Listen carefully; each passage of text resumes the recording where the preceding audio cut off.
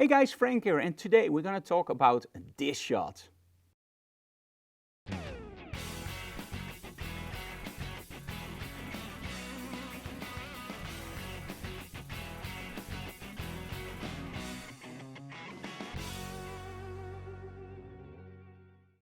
Now this shot was done during the workshop with Floor in Brasschaat in Belgium. And when I walk into a studio, I never want to use their backdrops. What I want to do is I want to use, of course, the area of the studio, because backdrops, well, we have a lot of backdrops in our studio, and seamless paper, they look the same everywhere, right? When I'm on location, I want to use that location. And I saw this sofa and I thought, this is awesome. I really want to do a shoot there. The only problem was the backdrop. It was really dark wallpaper and the sofa is very dark. So I was kind of like, we need separation, right? And I didn't want to do it with just lighting from the back. I wanted to do something else. And I also saw these 3 mannequins standing there. The only problem with the mannequins is that they're highly reflective. So that means that you have to be very careful for lighting setups. And that's great because it's a workshop, right? And these are the kinds of problems that you find everywhere when you're a professional photographer, and you have to solve them.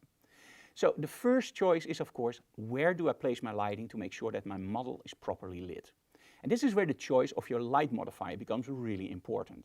Do you want harsh light or do you want soft light?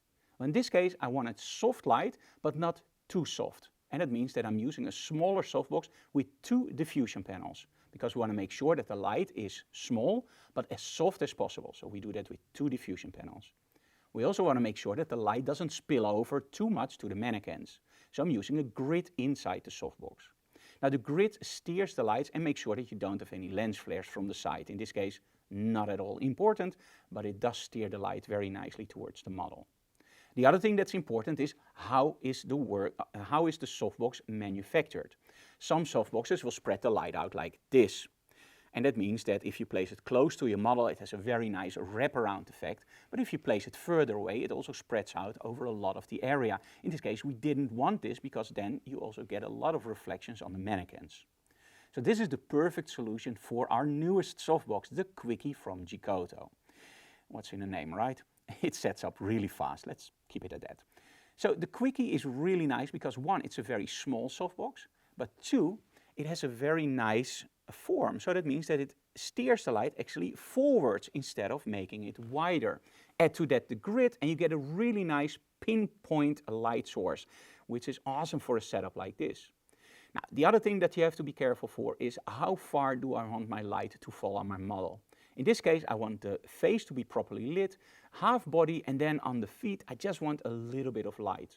Well, when you set it up like that, it looked great. We get a little bit of light on our mannequins, which of course is also fine because then we see the mannequins.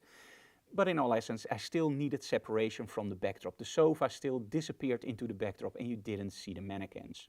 And that's where we're using a second strobe. In this case, I'm using the magnetic system from Rogue. This is the omnidirectional dome, by the way, if you want your light to go everywhere.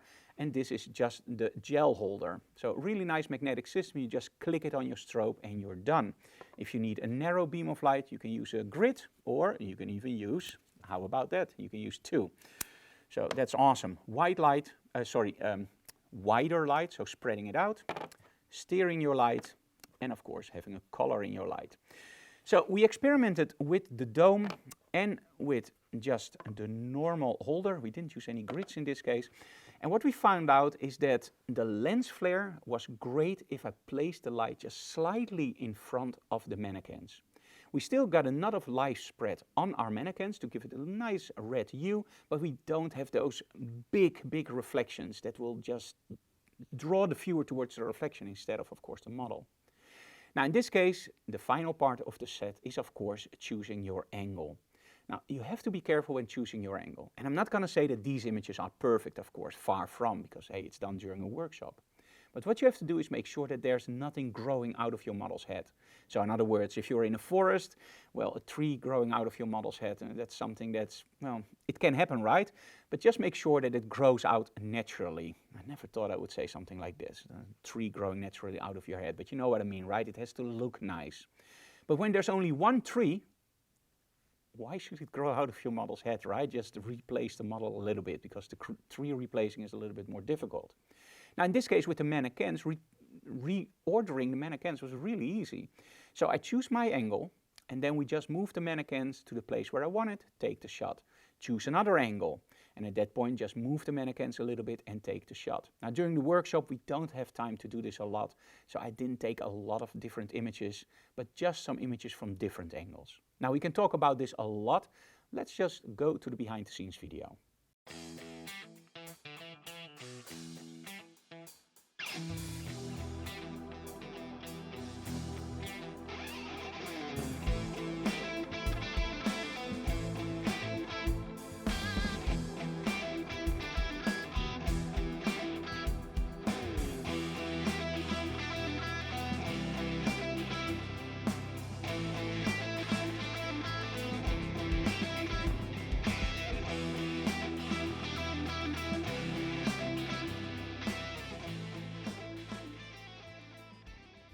Now as you can see, the behind the scenes video showed you exactly how the light was set up. It looks like a very simple setup, but in this case I want to stress to you guys, this is not a simple light setup.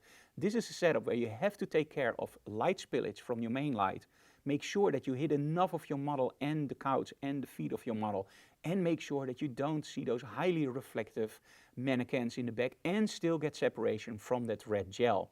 So rewind the video, look very careful at how the lighting is set up, and if you don't pull it off the first time you try it, that's totally normal. It took me about a few years before I could set up something like this pretty fast. So I hope you enjoyed this small video about our workshop in Brasschaat. We have more in this series, of course, so make sure you check them all out. If you have any questions, leave them in the comments below or reach out on our social media. We really appreciate a like on this video and a share, and of course, tell other people about our channel so we can grow. See you again next time with or without mannequins.